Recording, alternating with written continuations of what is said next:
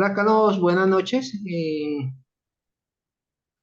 estamos aquí Buenas noches, Pedro. reunidos para hacer la exposición o tipo conversatorio del tema de la materia de ética profesional. Lo que nos correspondió a nosotros fue la ética neoplatónica, ¿sí? Entonces Neoplatonismo. vamos a compartir la pantalla.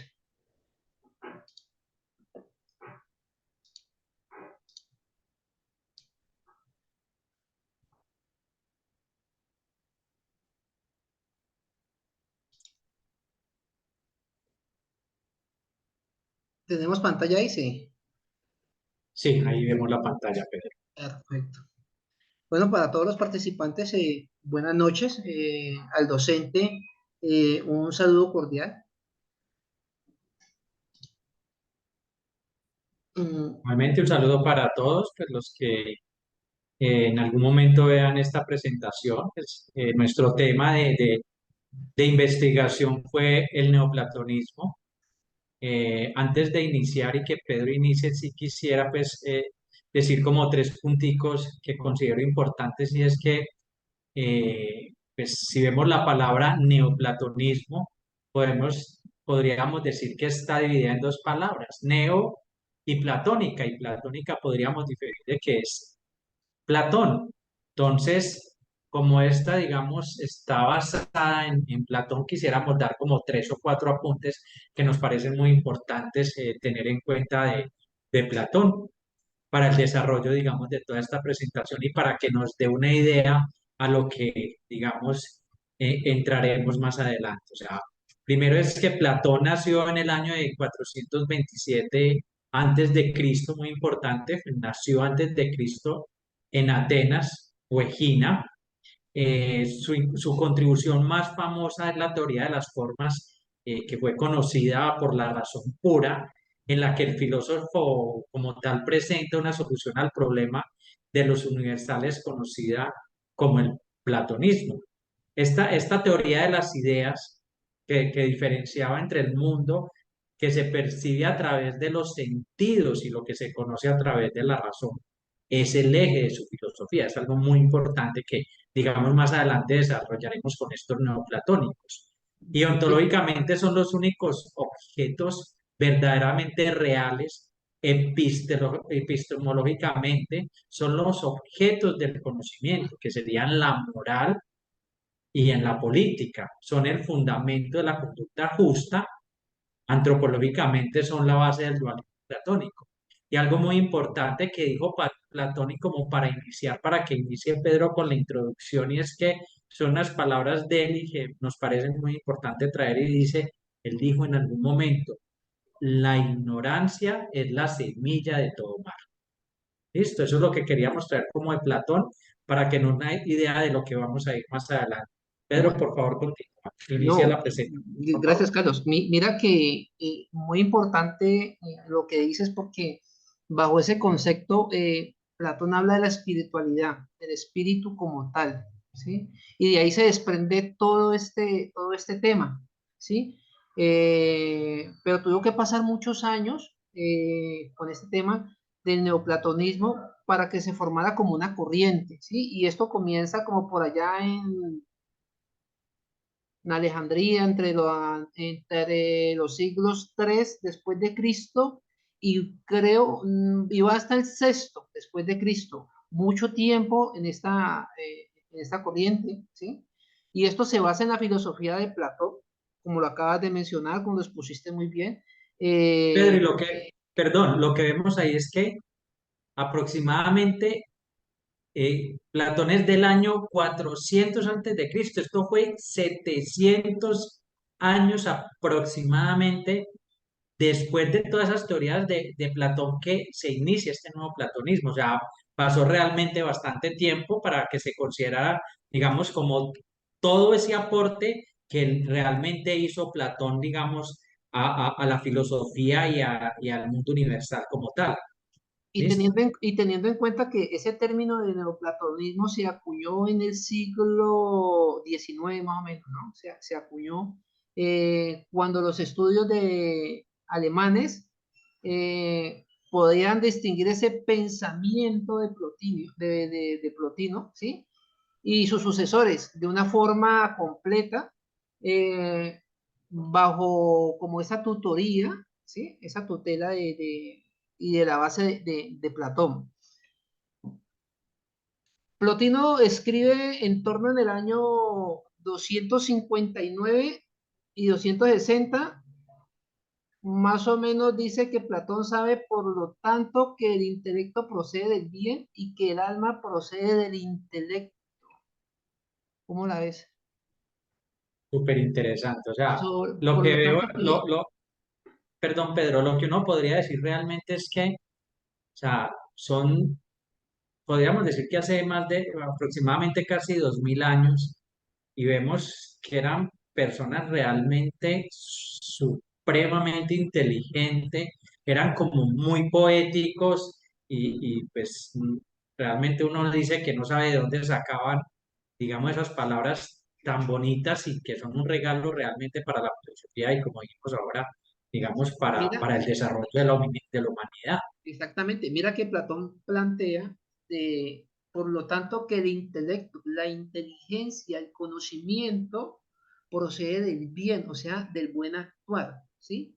Y que el alma procede del intelecto, o sea, empieza a abrir ese camino hacia la espiritualidad, a esa conexión con Dios. Es como la base de esta filosofía, Carlos. ¿Sí? Y Ok, muy importante, es muy, pues, y mira lo importante, y traigo este personaje, ¿sí? Porque nosotros hablamos de cuerpo, mente, espíritu y alma, y esos son unos componentes que en el neoplatonismo se manejaban, ¿sí? El cuerpo ese ser material, ¿sí? En donde está vinculado la mente, o sea, el conocimiento, el espíritu, ¿sí? Que es esa parte esencial, ¿sí? Y que es algo más superior que el alma, porque hace parte de la relación con Dios, mi comunicación, ese camino donde yo tengo que llegar a, a esa espiritualidad total, ¿sí? Como, digamos, pongámoslo en palabras textuales, llegar al cielo. No voy para el infierno, voy para el cielo. Pero mira que esto también se combina, porque si hago las cosas mal, también se le vende la idea de que también vas al infierno, ¿sí? Y el alma, que es donde están las emociones, las tristezas, la voluntad, donde uno toma decisiones, qué es lo bueno, qué es lo malo, ¿sí? Y lo consciente e inconsciente, ¿sí? Porque en la parte de la conciencia influye mucho. ¿Sí? Es ahí donde se forja la toma de decisiones. Entonces, muy importante eso. Entonces, podemos decir que el neoplatonismo es una corriente que se basó en el pensamiento de Platón y que intentó reconciliar el pensamiento platónico con las ideas del estoicismo, el aristotelismo y la filosofía oriental. Mira que combinó varias éticas. Acuérdense que la ética estoica es una, la ética aristotélica es otra, y la filosofía oriental tiene su cuento ahí, ¿sí? Y intentan reconciliar esos aspectos para formar una. No obstante, considera que hay un principio supremo, ¿sí? Absoluto, al que ellos llaman uno y asemejamos al Dios, ¿sí? Que es la fuente de todo ser y que estamos más allá del conocimiento, ¿sí? Es algo que no vemos, algo intangible, que de una u otra forma es el creador, esa fuerza universal, ese ser supremo, ¿sí? Y la tarea del ser humano, creo que la tarea del ser humano es llegar a conectar con él, con ese ser, ¿sí? Por eso hablamos que el espíritu es la conexión con ese ser, en nuestro cuerpo, nuestra alma, y forjamos ese espíritu. Por eso decimos que el espíritu es un poco, el espíritu se puede confundir con el alma. Y eso es una teoría muy complicada, pues infortunadamente, pues tocaría estudiar un poco más acerca de esto, porque eso es un tema que puede causar confusiones. Pero de la forma más práctica, Y como ya te lo había dicho ahorita, el espíritu es una parte superior, es como algo superior y hace parte de la relación con Dios. Y el alma son todas esas emociones que tenemos nosotros en donde hacemos la toma de decisiones. También ellos creían que la inmortalidad del alma y en la existencia de seres intermedios entre seres humanos y el uno. O sea, hay seres entre nosotros y ese uno y ese Dios que interceden por nosotros, ya sean buenos, ya sean malos. Podemos hablar de los ángeles y los demonios.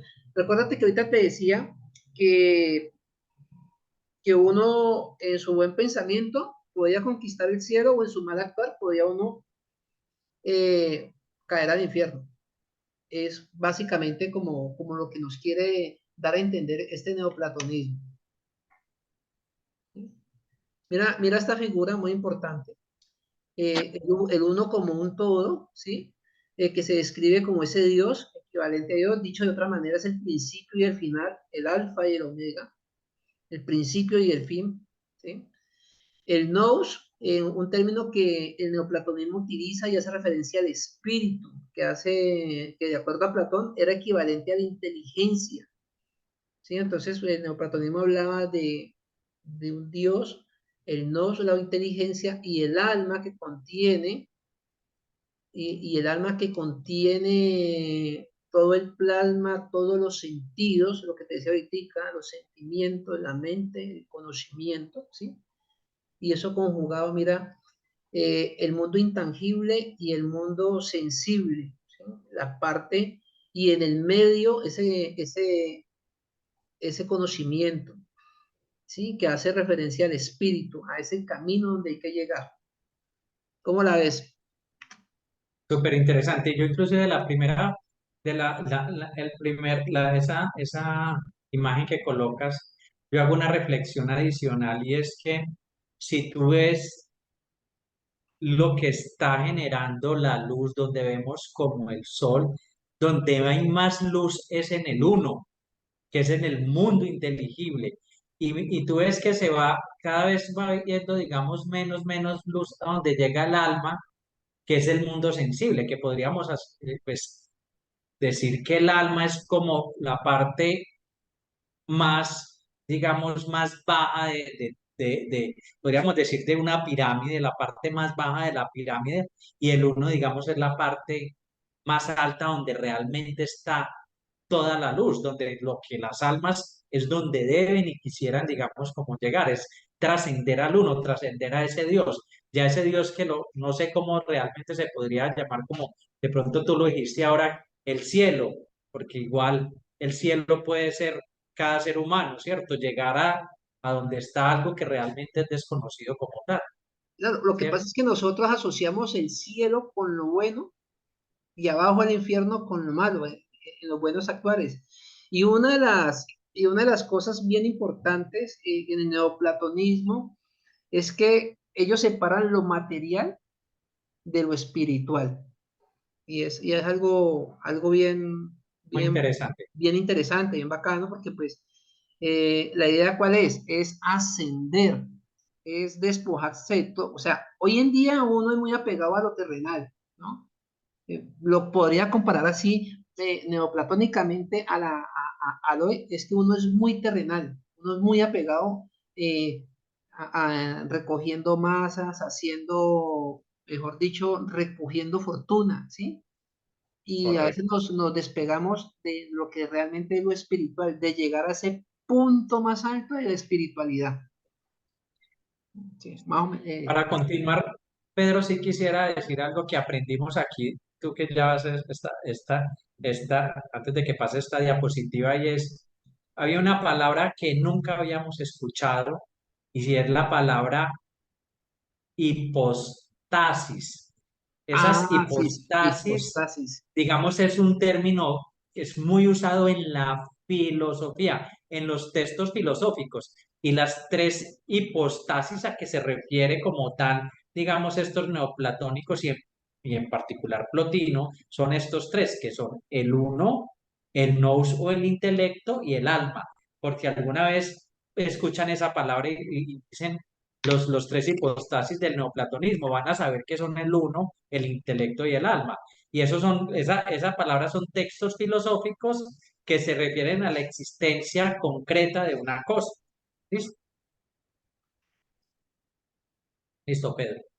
Bueno, Entonces, ahora, digamos como tal, de lo que acaba de mostrarnos Pedro, con el neoplatonismo podríamos decir que es el inicio del cristianismo como tal. Y hay un punto muy importante que Pedro mencionó ahora, de estos tres. ¿Te devuelves, Pedro, un segundito, por favor, la anterior diapositiva? Cuando Pedro habla del uno, del nous y del alma, digamos, en el cristianismo ellos, digamos, y en los estudiosos y en los que vimos en algunas presentaciones, ellos lo asocian, digamos, podríamos decir en sí, no sé si la palabra sea correcta metafóricamente, con el Padre, el Hijo y el Espíritu Santo. Esos serían, digamos, como tal, el nous, el intelecto y el alma. Por eso decimos que es el inicio del cristianismo como tal. ¿Listo? Pedro, continúa, porfa. muy interesante. Listo. Y ahora, pues, una de las cosas que también estábamos estudiando es, digamos, el neoplatonismo, a cuál grupo de ética en Occidente se circunscribe como tal. Listo. Para ello, digamos, es se va, digamos, se suscribe con la ética formal y en particular con la.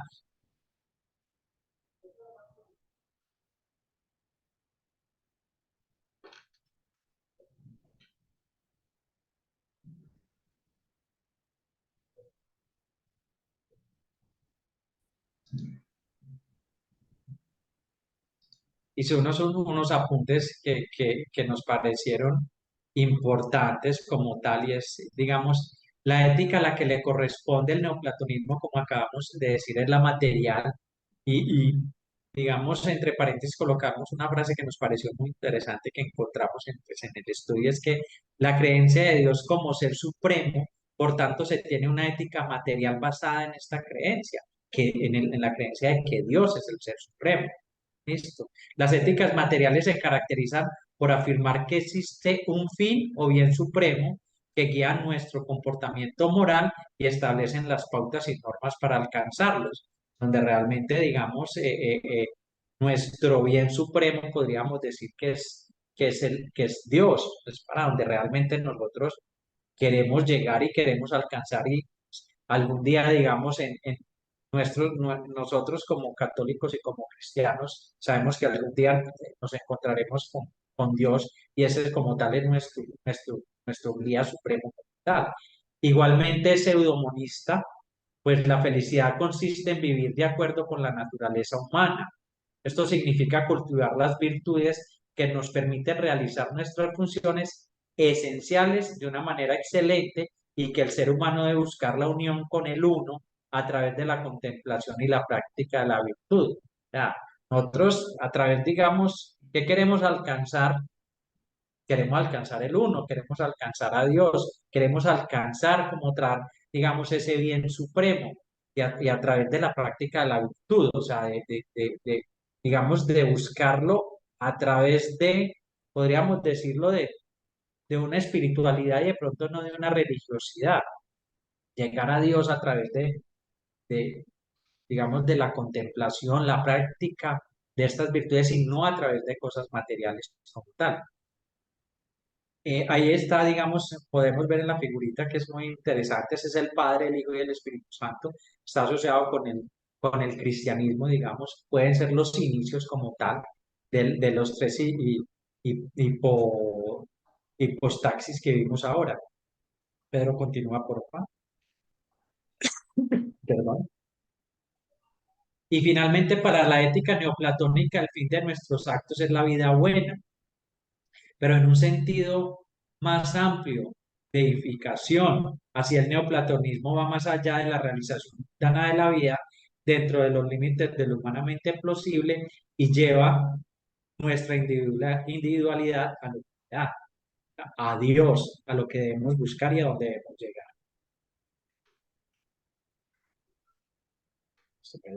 Aquí, aquí Perdón. vamos a hablar un poco más de aquellas personas, de aquellos exponentes, aquellos filósofos que fueron muy renombrados en la parte de la filosofía del neoplatonismo, ¿sí? Mira, Carlos, todo este poco que hay, pero vamos a mencionar algunos, ¿sí? Vamos a mencionar algunos porque pues nos quedaríamos toda la noche Sí, hablando de ellos, ¿no? y digamos algunas cositas de pronto realmente pues lo hemos hablado y de lo que hemos hablado mucho es de Plotino, porque Plotino, digamos, La referencia, podría decir ¿no? que exactamente es la referencia para nosotros y la referencia para los neoplatónicos, ¿cierto? Entonces, como tú dices, pues ahí están señalados uno, dos, tres, cuatro, que de pronto vamos a hablar, pero yo sí quisiera, pues, que de pronto hay uno que, ¿tú qué pensarías de Amonio? ¿Es importante o no es importante? De Amonio Sacas, que de pronto, ¿por qué no lo tiene señalado si podríamos decir que es el fundador de la escuela neoplatónica? Lo que pasa es que con Amonio tiene un aspecto algo muy importante, ¿sí? Eh, Él viene inclusive desde Plutarco, él se asocia con Plutarco des- y, y empiezan las primeras pinceladas reales del neoplatonismo. Él hace las primeras pinceladas reales, pero él tiene una cualidad. La cualidad de Monio de Saca es que él no dejó nada escrito. Y eso es y lo que decimos, tanto tiempo y si no dejó nada escrito, entonces realmente no sabríamos nada de él, o sea, y en la filosofía todo tiene que quedar escrito, Mira que ¿cierto? Entonces, y ahí como abogados acuña el término de que lo que escrito está, se cumple. O sea, lo así que, es. No habría, podríamos decir, es que no hay prueba y es imposible decir cuáles fueron sus enseñanzas si no tenemos la prueba. Esa es la realidad. sí, Asociado un entonces poquito con el derecho, o sea, que uno de los puntos importantes sabemos, sabemos que es la prueba. entonces quedamos enterados de que Amonio fue quien lideró esta filosofía, esta corriente, pero infortunadamente no dejó nada escrito y sencillamente por ese detalle se perdió los créditos. ¿Podríamos decir eso? Así es, realmente es posible decirlo así. Inclusive, por ejemplo, de Plotino, Plotino, él nació, no se sabe exactamente, unos dicen que en el 204, en el 205 después de Cristo, y murió pues en el 270, ¿cierto? Pues algunos apuntes de Plotino, que es digamos, el máximo exponente del neoplatonismo. Se dice que nació en Licópolis de Egipto, ¿cierto? Vivió, digamos, aproximadamente 65, 66 años y fue el primer filósofo sistemático de la escuela.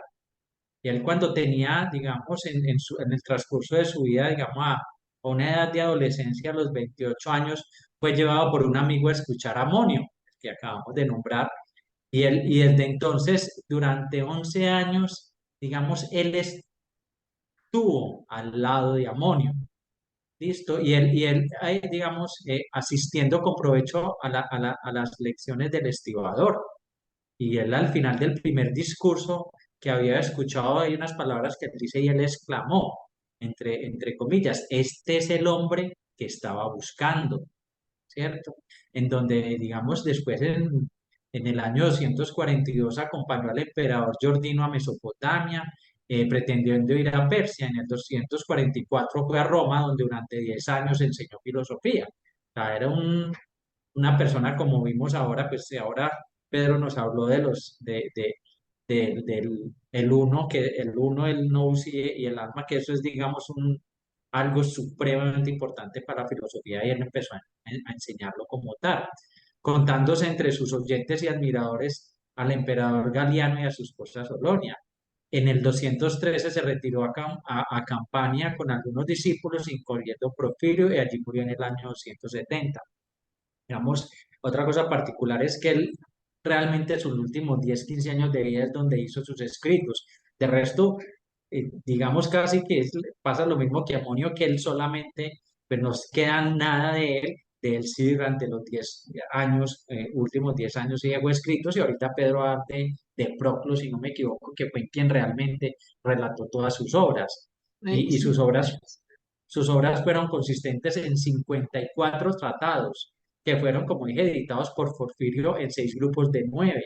Por esto son conocidas como las Eneadas. Listo, las Eneadas fueron primero publicadas en una traducción latina por Marsilio Ficino, y entre las mejores de las ediciones recientes están la de Breuser y Moser y la de Kirchhoff. Partes de las Eneadas han sido, pues, traducidas a varios idiomas, y en especial al inglés, por Tyler en 787. Listo, Pedro. Es como esas los Eneas, apuntes importantes sí, esas de Eneas son Porfirio. como la base, como, digámoslo así, como esa Biblia del neoplatonismo. Son lo más como la base esencial. Pero mira que seguido de Plotino, eh, está Porfirio, que hace de esto un poco más romántico, ¿no? Es más romántico y más lúcido a la de tratar este tema del neoplatonismo, ¿sí? Él supera a todos los discípulos de Plotino, ¿sí? Y se distingue por esa dureza con su oposición con el cristianismo, ¿no? Entonces, él, a pesar de que esta es como la base del cristianismo, él se opone bastante a esa filosofía. También encontramos a Jamblico, ¿sí? Nacido en Siria, discípulo de Porfirio, sigue la idea de Porfirio, muere en el año 330, mientras que fue inferior a su maestro en potencia expositiva. Porfirio tiene más madera, es una persona más romántica, tiene una belleza en el tema del neoplatonismo, de esta filosofía, pero a pesar de que Jamblico es su discípulo, no alcanza a superarlo, ¿sí? Y Proclo, pues como ya lo había mencionado Calóritica, es más sistemático de todos los neoplatónicos y por tal razón conocido como el escolástico del neoplatonismo. Es el principal representante de la fase del pensamiento filosófico que se desarrolló en Atenas durante los siglos V y terminó el año 529 cuando por edicto de Justiniano las escuelas filosóficas de Atenas fueron clausuradas. Y ahí lo que decía Carlos, ¿sí? Fue quien sacó a la luz, quien manejó, quien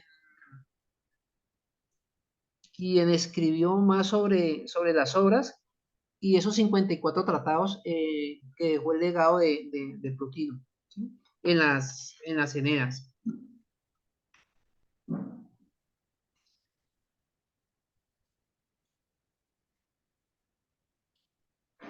El postulado, ¿cuál es el postulado o legado de esta doctrina, Carlos? ¿Cómo podríamos determinar el postulado o el legado? ¿Qué nos ha enseñado? ¿Qué nos ha dejado a través de todo este tiempo eh, esta doctrina? Esta doctrina, esta filosofía.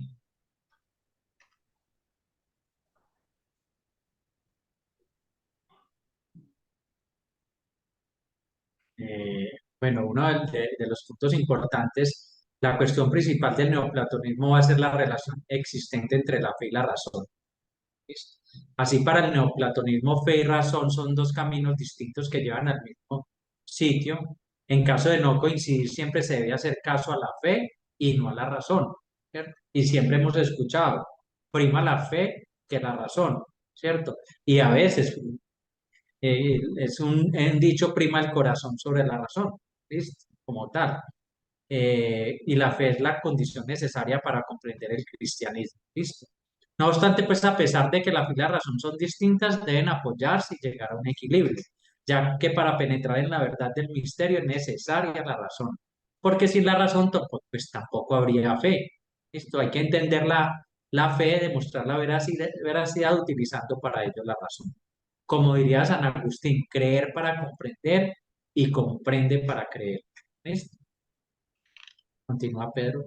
Y algo muy importante que digamos que lo traemos como ejemplo, ahí Pedro, por favor, y es estas palabras que la vemos muy relacionadas con la Semana Santa. Y la traemos para todos para que reflexionen a ellos, y es el ejemplo muy claro de lo que es el neoplatonismo. Dice, el En los Señor con tiempos, sus venga, palabras, yo hago una, sí, en los tiempos de hoy, ¿no? sí, Eh, correcto, traído a la edad de hoy, ¿no? A la edad moderna o así posmoderna ya. es. ¿Listo? Dice, el Señor con sus palabras y acciones ha exhortado a aquellos que ha llamado a la salvación tener fe en primer lugar, pero a continuación, hablando del don que debía dar a los creyentes, no dijo, esta es la vida eterna, que crean, sino esta es la vida eterna, que te conozcan a ti, único Dios, y a aquel que tú has mandado, Jesucristo. Eso fue realmente todo lo que pasó durante la semana pasada, que fue la Semana Santa. Ese es un ejemplo claro de esta parte del neoplatonismo, y es como ese renacer, esa búsqueda de Dios, del único Dios, del que realmente tú has mandado. Pedro, continúa, por favor.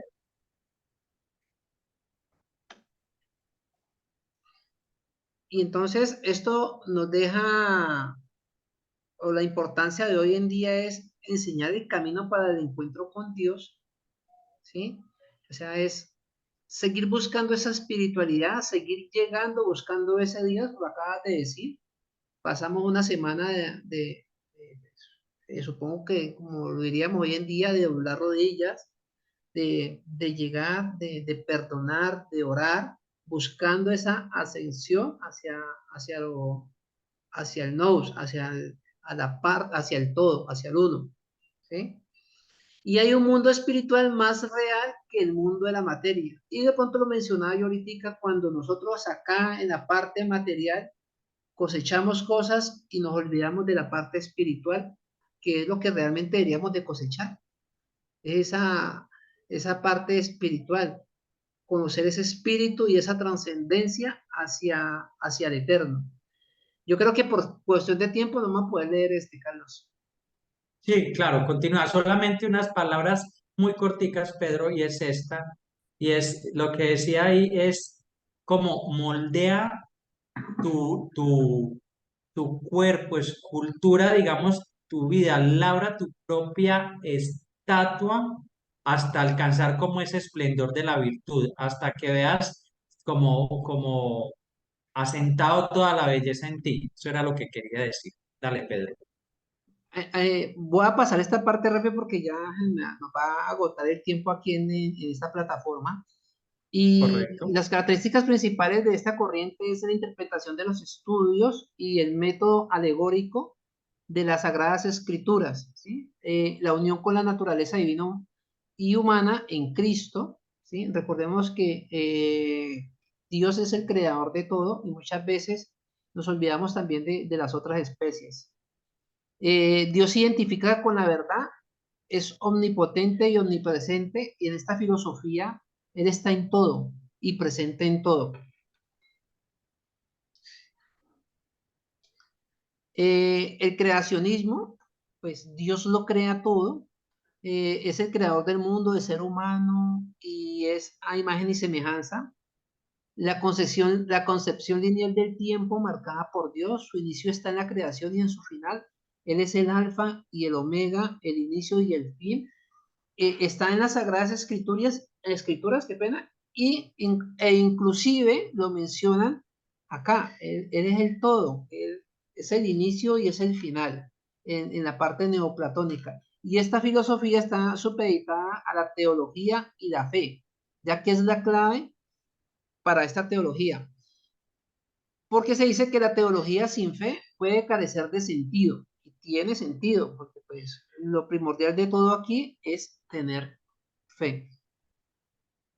También podríamos decir que hay una separación radical entre el pensamiento y la naturaleza, que el ser humano habita en un plano totalmente distinto al de la divinidad.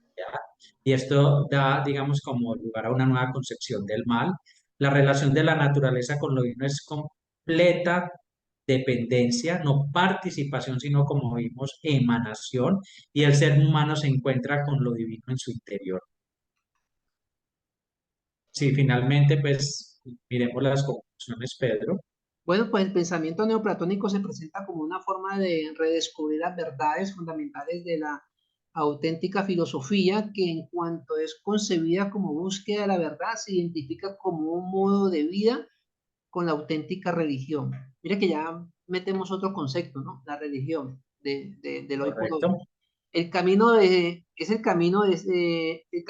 descubrimiento se efectúa a través de un proceso de introspección en el que se interpreta la teoría platónica de las ideas y la idea del bien desde una perspectiva religiosa, así siguiendo los pasos de los platónicos de la Academia Media, de los neoplatónicos identificados en el bien, lo uno con Dios y consideraron las ideas como una realidad externa al mundo físico, sino como los arquetipos de la mente divina. O sea, es el pensamiento hacia la luz. correcto. Y finalmente, trajimos dos frases que podemos darlas como conclusiones y que nos ponen a pensar. Son: mi alma respirando ardor de fuego, se ha marchado y desplegado el intelecto hasta el éter en espiral de fuego.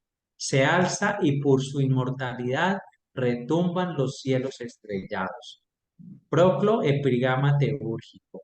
Y tres cosas conducen a Dios: la música, el amor y la filosofía. Y ahí terminamos pues nuestra presentación. Esta es la bibliografía y la webgrafía donde sacamos la información.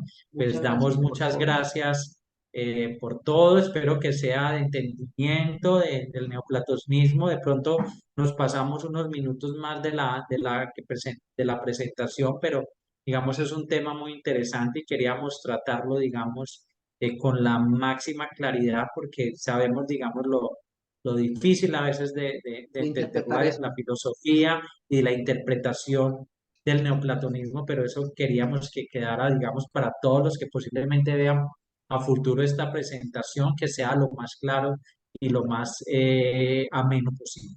Muchas gracias por todo, compañeros, al profe. Espero a todos les haya gustado y lo intentamos hacer lo más dinámico que podemos porque pues la idea es esa, porque bastante difícil de manejar esto. Carlos, muchas gracias. Muchas gracias, Eh, Pedro. Hasta no, ha sido un luego. placer compartir con vos desde esta parte. Un abrazo para todos. Abrazo. Igualmente. Chao, Pedro. Muchas gracias.